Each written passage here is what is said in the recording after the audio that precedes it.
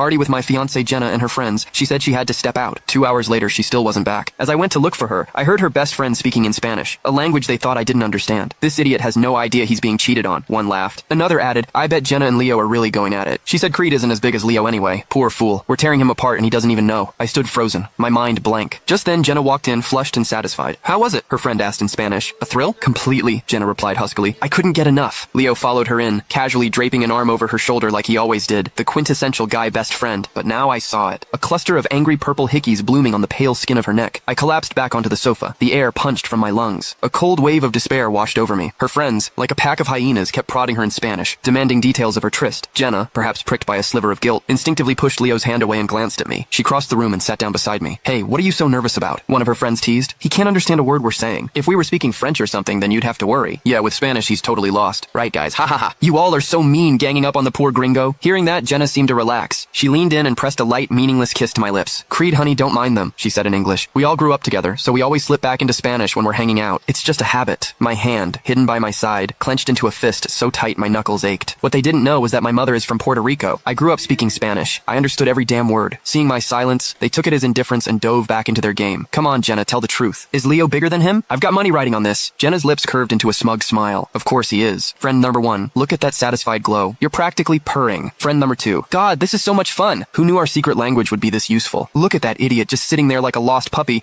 not understanding a thing. Leo shot me a look of pure contempt and then mouthed to Jenna, Jenna, just marry me. Why are you with him? Jenna just laughed, her hand moving to my shoulder, kneading the tense muscle as she spoke in a mocking tone. Marry you? Don't be ridiculous. I know the difference between reality and a good time. You're for fun, Leo, a thrill. You're my stress relief in bed. But Creed is the one I love. Could you put me first in everything? Could you treat me like a princess? No, you have a temper. Only Creed can do that. I had a fever once when he was on a business trip overseas, and one phone call had him on the next flight back. The memory, which once warmed me, now felt like acid in my veins. All my devotion, all my love. And this is how she repaid me. With betrayal. Shit, Leo suddenly said. I forgot to wear a condom. You might be in trouble. Damn it, Leo. How could you be so stupid? Go buy me a plan B now. Hey, he said with a wicked grin. Why don't we make Creed go? If we're going to play, let's go all the way.